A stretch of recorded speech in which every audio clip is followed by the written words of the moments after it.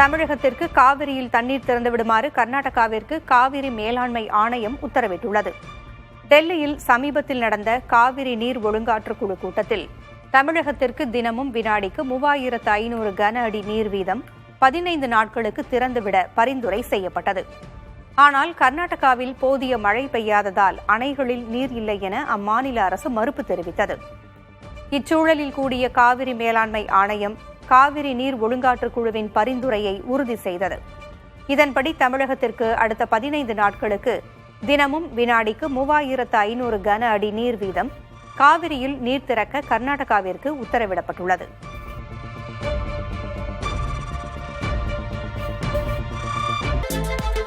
தென்மேற்கு சீனாவின் குய்சோ மாகாணத்தில் உள்ள 120 மீட்டர் உயரமான ஃபேஷியோ அருவியில் மலையிறங்கும் சாகச விளையாட்டை காண ஏராளமான சுற்றுலா பயணிகள் குவிந்து வருகின்றனர். கோடை காலத்தை குறிவைத்து இங்கு தொடங்கப்பட்டுள்ள நீர்வீழ்ச்சி சாகசங்கள் மற்றும் படகு சவாரி போன்ற புதுமையான சுற்றுலா திட்டங்கள் அப்பகுதியின் இயற்கை அழகை மேம்படுத்துவதோடு கிராமப்புற பொருளாதாரத்தையும் வெகுவாக உயர்த்தி வருகின்றன. சென்னை மெட்ரோ ரயில் 2ஆம் கட்ட பணிகளை குறித்த காலத்துக்குள் முடிக்க வேண்டும் என முதல்வர் விஜய் உத்தரவிட்டுள்ளார். மேலும் கட்டுமான பணியில் உள்ள வடமாநில தொழிலாளர்களின் பாதுகாப்பை உறுதி செய்வதோடு போக்குவரத்து நெரிசலை தவிர்க்க இரவு நேர பணிகளை கூடுதலாக மேற்கொள்ளவும் அவர் அறிவுறுத்தியுள்ளார். அதேபோல் கத்திப்பாரா கட்டுமானம், ஆளில்லா ரயில் முன்னெடுப்பு ஆகியவைகளையும் அவர் பாராட்டியுள்ளார்.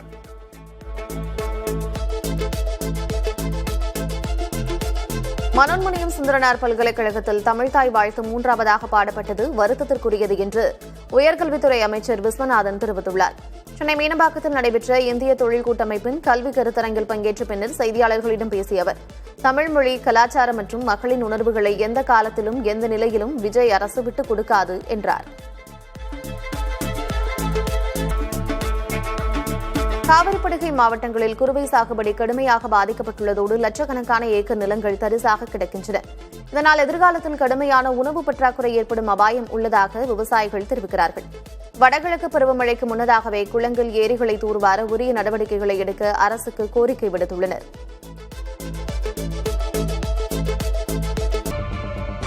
மேகதாட்டு அணை விவகாரம் தொடர்பான திமுக தலைவர் மு.க.ஸ்டாலினின் விமர்சனத்திற்கு தாவேகா பதிலளித்துள்ளது. மேகதாட்டு அணை விவகாரம் நடப்பாண்டு மே 10ஆம் தேதிக்கு பிறகு உருவானது போல் திமுக தலைமை உளறுவதாக தாவேகா சாடியுள்ளது. தூங்கிக் கொண்டிருப்பது யார் என்பதற்கு திமுக தலைமையே ஒப்புதல் வாக்குமூலம் கொடுப்பதாகவும் விமர்சித்துள்ளது. ஆட்சியில் இருந்தபோது ஆக்டிவாக இருந்திருந்தால் இன்று தமிழக மக்கள் திமுகவை இன்ஆக்டிவ் மோடுக்கு தள்ளியிருக்க மாட்டார்கள் என்றும் கூறியுள்ளது. தமிழக விவசாயிகள் மற்றும் மக்களின் நலன் பாதிக்கப்பட தங்கள் அரசு ஒருபோதும் இடம் கொடுக்காது என்றும் தாவேகா தெரிவித்துள்ளது. நெல்லை மாவட்டம் கல்லிடைக்குறிச்சி அம்பாசமுத்திரம் புறவழிச்சாலைக்கு அருகே தற்போது தீவிரமாக நடைபெற்று வரும் கார் சாகுபடி பணிகள் அப்பகுதியை ஒரு கண்கவர் இயற்கை ஓவியமாக மாற்றி செழித்தோங்கச் செய்துள்ளன. சாலைக்கு இருபுறமும் பசுமையாக வளர்ந்து நிற்கும் நெற்பயிர்களும் அவற்றின் நடுவே நேராக நீளும் தார் சாலையும் பார்ப்போரை மெய்சிலிர்க்க வைக்கின்றன. தென்மேற்கு பருவக்காற்றில் நாற்றுகள் அசைந்தாடுவதும் வயல்களுக்கு நீர் பாய்ச்சும் கண்ணடியன் கால்வாயின் அழகும் மனதை கொள்ளை கொள்கிறது. தற்சமயம் இந்த வழியாக செல்லும் வாகன ஓட்டிகளுக்கு, இயற்கை பிரியர்களுக்கும் ஒரு மறக்க முடியாத பயண அனுபவத்தை தரும் எழில்மிகு சாலையாக இது மாறியுள்ளது.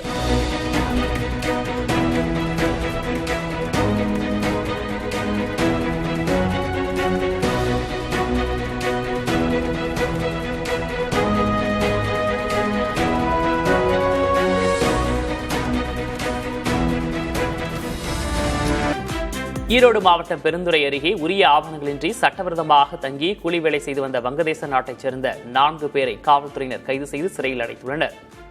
பணிக்கம்பாளையத்தில் சட்டவிரோதமாக குடியிருப்பதாக கிடைத்த ரகசிய தகவலின் அடிப்படையில் இந்த நடவடிக்கை எடுக்கப்பட்டுள்ளது. கும்பகோணம் பழைய பாலக்கரை பகுதியில் காய்கறி வியாபாரியிடம் போலி ரூபாய் நோட்டை கொடுத்து ஏமாற்றிய சம்பவம் அதிர்ச்சியை ஏற்படுத்தியுள்ளது. 70 வயதான அஞ்சம்மாள் என்பவரிடம் நபர் ஒருவர் போலி 100 ரூபாய் நோட்டை கொடுத்து ஏமாற்றி சென்றுள்ளார்.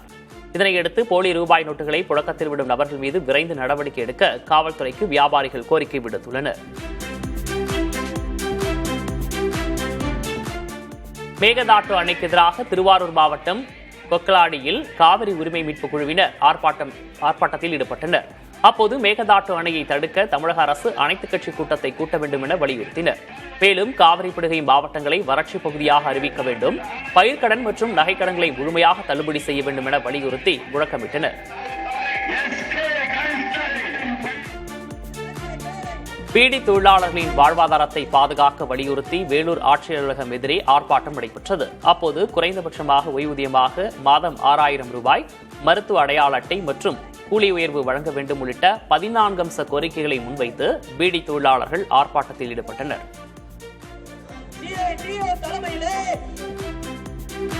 செங்கல்பட்டு மாவட்டம் நெய்க்குப்பி கிராமத்தில் 20 வருடமாக மின் இணைப்பு இல்லாமல் அவதிப்பட்ட மக்களுக்கு மின் இணைப்பு வழங்கப்பட்டுள்ளது. ஆட்சியர் தலைமையில் நடைபெற்ற விழாவில் அமைச்சர் சரத்குமார் மற்றும் எம்எல்ஏ விஜயராஜ் ஆகியோர் பங்கேற்று முதல்கட்டமாக 90 குடும்பங்களுக்கு மின் இணைப்பு அட்டைகளை வழங்கினர். 20 வருட கோரிக்கையை விரைந்து நிறைவேற்றிய சட்டமன்ற உறுப்பினர்களுக்கு பொதுமக்கள் நெகிழ்ச்சியுடன் நன்றி தெரிவித்தனர்.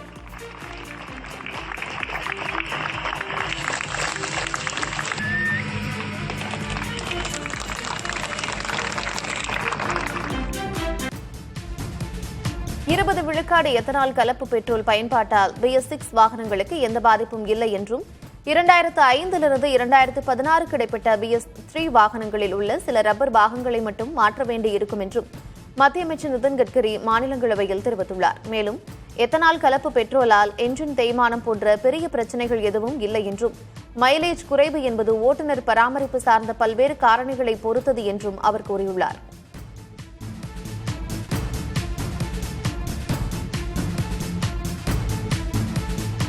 எத்தனால் கலப்பு பெட்ரோலால் வாகனங்கள் பழுதாக வாய்ப்புள்ளதாக சமூக வலைதளங்களில் எழுந்த அச்சத்தால் இந்தியாவில் 100 ஆக்டேன் பிரீமியம் பெட்ரோல் விற்பனை இரட்டிப்பாகியுள்ளது.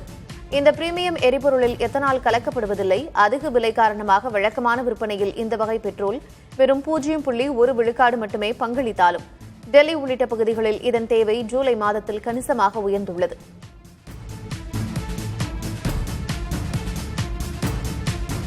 இந்திய ஹாக்கி அணியின் உடையின் நிறம் நீலத்திலிருந்து காவி நிறத்திற்கு மாற்றப்பட்டுள்ளது.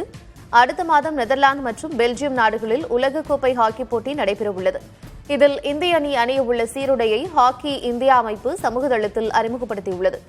இந்திய தேசிய கொடியின் நிறம் மற்றும் எழும் சூரியனின் நிறம் ஆகியவற்றை சார்ந்து இந்த உடை உருவாக்கப்பட்டுள்ளது என்று ஹாக்கி இந்தியா விளக்கமளித்திருக்கிறது. ஆனால் ஹாக்கி இந்தியாவின் முடிவை இந்திய அணி முன்னாள் கேப்டன் வீரேன் ரஸ்கின்ஹா விமர்சித்திருக்கிறார். நீல நிற சீருடை இந்திய அணியின் பாரம்பரிய பெருமை என்றும் அந்த நிற உடையில்தான் வீரர்களை பார்க்க ரசிகர்கள் விரும்புவார்கள் என்றும் அதனை மாற்றியதில் என்ன அர்த்தம் உள்ளது என்றும் அவர் வினவியுள்ளார்.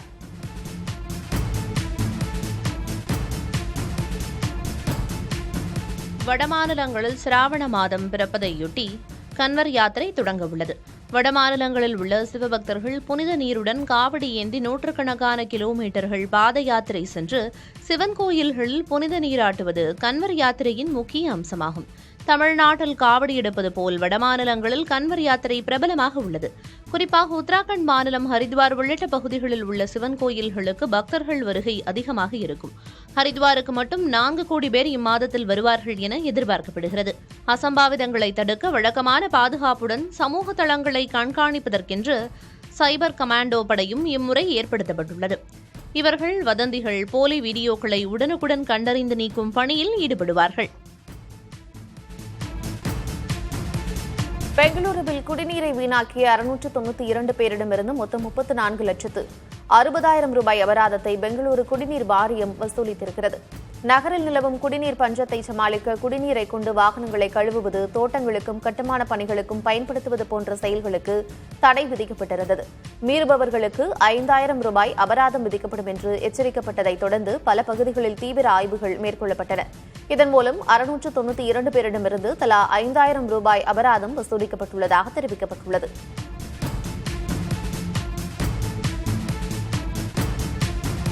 இந்தியாவில் கடந்த 2.5 ஆண்டுகளில் 50 கோடி மக்கள் 5G சேவையை பெற்றுள்ளனர். வரும் 2030ற்குள் இந்த எண்ணிக்கையை 100 கோடியாக உயர்த்த இலக்கு வைக்கப்பட்டுள்ளதாக மத்திய தொலைத்தொடர்புத்துறை அமைச்சர் ஜோதிராதித்ய சிந்தியா தெரிவித்துள்ளார்.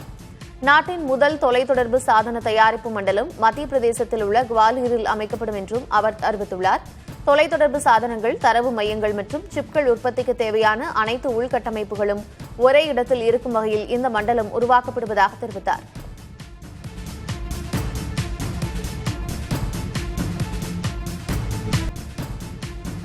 அமெரிக்க படைகள் ஈரானில் பல்வேறு இலக்குகள் மீது கடுமையான தாக்குதலை நடத்தின. இதில் ராணுவ தொடர்புள்ள இடங்கள் தவிர சில குடியிருப்புகள் சேதமடைந்தன.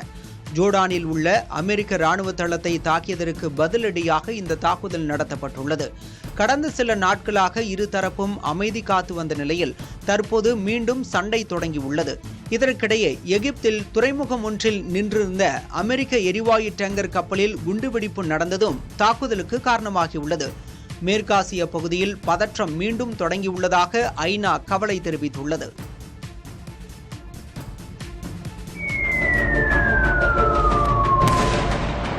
கடந்த 5 மாதங்களாக நடைபெற்று வரும் அமெரிக்கா ஈரான் போர் தற்போது புதிய திருப்பத்தை சந்தித்துள்ளது. சவுதி அரேபியா நேரடியாக போரில் களம் கண்டுள்ளதுதான் அத்திருப்பம். ஈராக்கில் நிலை கொண்டுள்ள ஈரான் ஆதரவு படைகள் மீது சவுதி படைகளும் தாக்குதல் நடத்தியுள்ளன. மற்றொரு புறம் போரில் எவ்விதத்திலும் சம்பந்தப்படாமல் மத்தியஸ்தராக இருந்த எகிப்திலும் தாக்குதல் நடைபெற்றது. எகிப்து துறைமுகத்தில் இருந்த அமெரிக்க எரிவாயு டேங்கர் கப்பல்கள் மீதும் ட்ரோன் தாக்குதல் நடந்துள்ளது. இது ஈரான் அல்லது அதன் ஆதரவு படையால் நடந்ததாக உறுதிப்படுத்தப்பட்டால் போரின் தீவிரம் மேலும் அதிகரிக்கும் என்ற அச்சம் உள்ளது. சவுதி அரேபியாவுடன் சிவில் அணுசக்தி ஒப்பந்தத்தை அமெரிக்கா மேற்கொண்டதும் போரிலிருந்து இஸ்ரேல் அண்மை காலமாக விலகி நிற்பதும் போரின் போக்கு குறித்த சந்தேகங்களை எழுப்பியுள்ளன. போர் 6வது மாதத்தை தொடவுள்ள நிலையில் மேற்காசிய பகுதியில் அமெரிக்காவின் படைபலங்கள் மிகவும் பலவீனமடைந்து விட்டதாகவும் தகவல்கள் வெளியாகியுள்ளன. இன்னொரு புறம் அமெரிக்காவில் இடைக்கால தேர்தலும் இஸ்ரேலில் நாடாளுமன்ற தேர்தலும் வரவிருப்பதால் இரு நாடுகளுமே போர் வியூகம் குறித்த குழப்பத்தில் உள்ளதாக கூறப்படுகிறது. தற்போதைய சூழலில் மேற்காசிய போர் எத்திசையில் நகரும் என கணிக்க முடியாததாக உள்ளதாக சர்வதேச அரசியல் விவகார நிபுணர்கள் கூறுகின்றனர். உலக அளவில் $300 மில்லியன் பிராண்ட் மதிப்பை, அதாவது 2870 கோடி ரூபாய் மதிப்பை கடந்த முதல் கிரிக்கெட் அணி என்ற பெருமையை ராயல் சேலஞ்சர்ஸ் பெங்களூரு அணி பெற்றுள்ளது. சர்வதேச அளவில் பிரபலமான ஹூலிகன் லோக்கி என்ற முதலீட்டு வங்கி இத்தகவலை தெரிவித்துள்ளது. ஆர்சிபி அணியின் பிராண்ட் மதிப்பு கடந்த ஆண்டை விட 16% அதிகரித்துள்ளது மூலம் $312 மில்லியன் தொட்டுள்ளதாக அவ்வங்கி தெரிவித்துள்ளது. மும்பை இந்தியன்ஸ் $264 மில்லியன் இரண்டாவது இடத்திலும், கொல்கத்தா நைட் ரைடர்ஸ் $245 மில்லியன் மதிப்புடன் 3வது இடத்திலும், சென்னை சூப்பர் கிங்ஸ் $244 மில்லியன் மதிப்புடன் 4வது இடத்திலும் உள்ளன. சன்ரைசர்ஸ் ஹைதராபாத் மதிப்பு $169 மில்லியன் உள்ளது. ஐபிஎல் அமைப்பின் மொத்த மதிப்பு 11.6% உயர்ந்து $20.6 பில்லியன், அதாவது 1,97,000 கோடி ரூபாயாக உயர்ந்து உலகின் மதிப்பு வாய்ந்த T20 தொடராக தொடர்வதாகவும் அந்த வங்கி கூறியுள்ளது.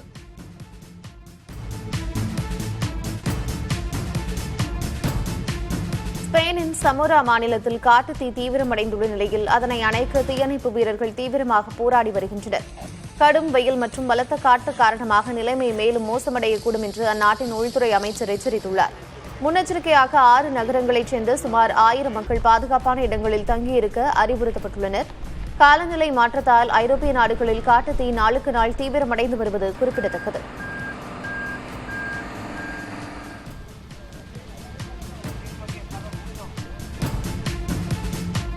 கிளாஸ்கோ காமன்வெல்த் விளையாட்டுப் போட்டிகளின் ஆடவர் 100 மீட்டர் T47 பாரா தடகள பிரிவில் திலீப் மகாதுகவித் தங்கமும், முகமது ஃபாசில் வெள்ளியும் என்று இந்தியாவிற்கு வரலாற்று சிறப்புமிக்க வெற்றியை தேடி தந்திருக்கின்றனர். மழை பெய்த கடினமான சூழலிலும் திலீப் கவித் 10.71 வினாடிகளில் இலக்கை கடந்து சாதனை படைத்தார்.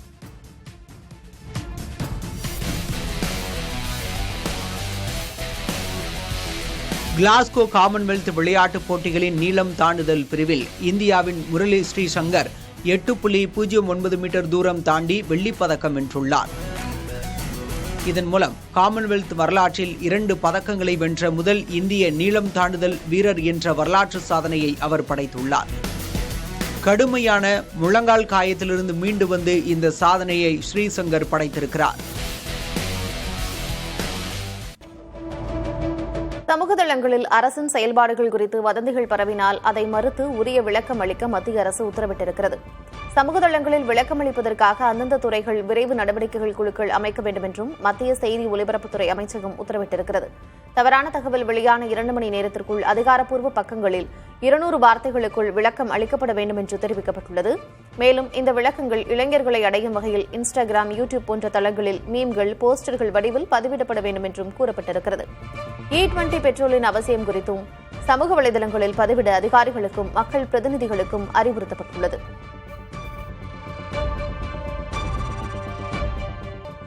தாமிரபரணி ஆற்றில் ஆடைகள் மற்றும் பிற பொருட்களை கொட்டுவதற்கு உயர்நீதிமன்ற மதுரை அமர்வு தடை விதித்திருக்கிறது. ஆற்றை மாசுபடுத்துவது நீதிமன்ற அவமதிப்பாக கருதப்படும் என்றும் எச்சரிக்கப்பட்டுள்ளது. அஸ்தியை ஆற்றில் கரைக்க அனுமதி அளித்துள்ள நீதிமன்றம் அது சுடப்படாத மண்பானைகளில் மட்டுமே கொண்டுவரப்பட வேண்டும் என்றும் சுட்ட மண்பானைகளை ஆற்றில் வீசக்கூடாது என்றும் உத்தரவிட்டுள்ளது. மேலும் பாபநாசத்தில் உள்ள ஆனந்த விலாஸ் மண்டபத்தை கோவில் நிர்வாகம் தனது கட்டுப்பாட்டில் எடுத்து அதன் பாரம்பரிய வடிவத்தை மீட்டெடுக்கவும் உத்தரவிட்டுள்ளது.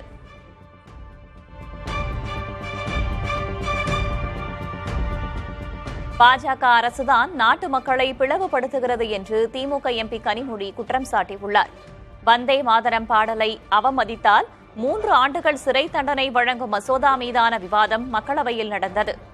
எதிர்க்கட்சி உறுப்பினர்கள் மசோதாவுக்கு எதிர்ப்பு தெரிவித்து கடும் அமளியில் ஈடுபட்டனர். இதற்கிடையே பேசிய திமுக எம்பி கனிமொழி, வந்தே மாதரம் பாடாவிட்டால் தேச துரோகிகள் என்கிறார்கள், ஆனால் பாஜக அரசுதான் தேச துரோகி என்று காட்டமாக கூறினார்.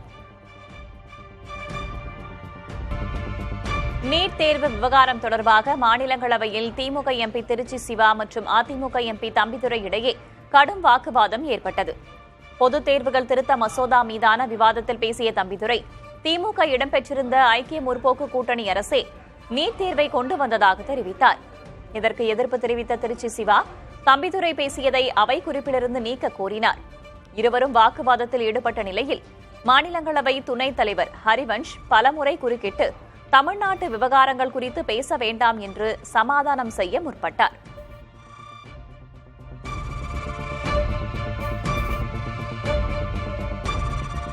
டெல்லியில் நடைபெற்ற மாணவர் போராட்டத்தின் போது பயன்படுத்தப்பட்ட ஆயுதங்கள் மற்றும் வெடிமருந்துகள் குறித்த விவரங்கள் கொண்ட பதிவேட்டை பத்திரமாக பாதுகாக்குமாறு மத்திய அரசுக்கு உச்சநீதிமன்றம் உத்தரவிட்டுள்ளது. பெல்லட் குண்டு துப்பாக்கி பயன்படுத்த முழுவதுமான தடை விதிக்க கோரி தொடுக்கப்பட்ட மனுவில் இந்த உத்தரவு பிறப்பிக்கப்பட்டுள்ளது. இம்மனு விசாரணையின் போது கருத்து தெரிவித்திருக்கும் நீதிபதிகள் அமர்வு, விதிவிலக்கான சூழல்களில் பெல்லட் துப்பாக்கிகளை பயன்படுத்த காவல்துறையினருக்கு அதிகாரம் உள்ளது என கூறினர். அதே நேரம் டெல்லி போராட்டத்தில் பெல்லட் துப்பாக்கிகள் பயன்படுத்தப்பட்டிருப்பது குறித்து ஆராய தயாராக இருப்பதாக நீதிமன்ற அமர்வு குறிப்பிட்டது.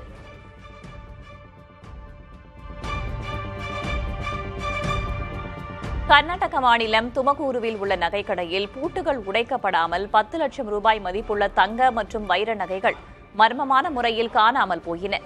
சிசிடிவி காட்சிகளை ஆய்வு செய்தபோது இரவில் வந்த எலி ஒன்று நகைகளை கவ்விச் சென்று தனது பொந்தில் ஒளிய வைத்தது தெரியவந்தது. இதனையடுத்து ஊழியர்கள் அந்த பொந்தை தோண்டி அனைத்து நகைகளையும் பத்திரமாக மீட்டனர். இந்த காட்சி சமூக வலைதளங்களில் வைரலாகி வருகிறது.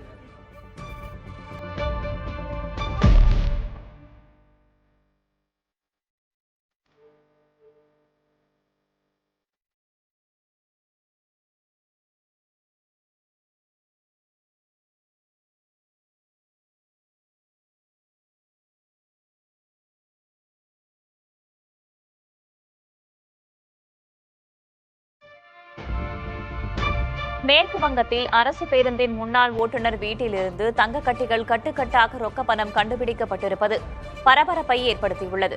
மேற்கு வங்கத்தின் பிர்பூம் மாவட்டம் மோகமந்த்பூர் பகுதியில் உள்ள மீனார் மண்டல் என்பவரது வீட்டில் போலீசார் 15 மணி நேரத்திற்கு மேல் சோதனையிட்டனர். அவரது வீட்டிலிருந்து 35 சாக்குகளில் கட்டுக்கட்டாக 28 கோடி ரூபாய்க்கும் அதிகமான ரொக்க பணமும் 21 கோடி ரூபாய் மதிப்பிலான 15 கிலோ தங்க கட்டிகளும் கைப்பற்றப்பட்டன. இவர் திரிணாமுல் காங்கிரஸ் பிரமுகர் ஒருவருக்கு நெருக்கமான நபர் என்பதும் தெரியவந்துள்ளது.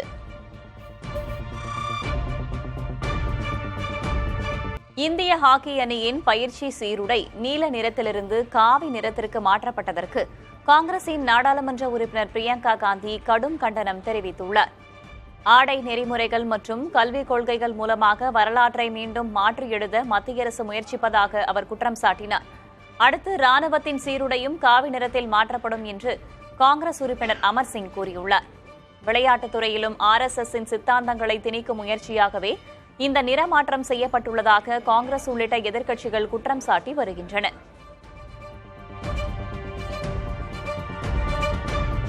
இந்திய ஹாக்கி அணியின் சீருடை நிறமாற்றம் குறித்து ஹாக்கி இந்தியா தலைவர் திலீப் டர்கி விளக்கம் கொடுத்துள்ளார். உலகக்கோப்பை போட்டி நடைபெறும் மைதான ஆடுகளம் நீளமாக இருப்பதால் அதே நிறத்தில் சீருடை இருப்பது சரியல்ல என்று கோரிக்கைகள் வந்ததாக கூறினார். எனவேதான் மஞ்சள் மற்றும் ஆரஞ்சு நிறங்கள் பரிசீலிக்கப்பட்டு அதில் ஆரஞ்சு நிறம் தேசிய கொடியில் உள்ள நிறம் போல இருப்பதால் அது தேர்வானதாகவும் திலீப் டாக்கி தெரிவித்தார்.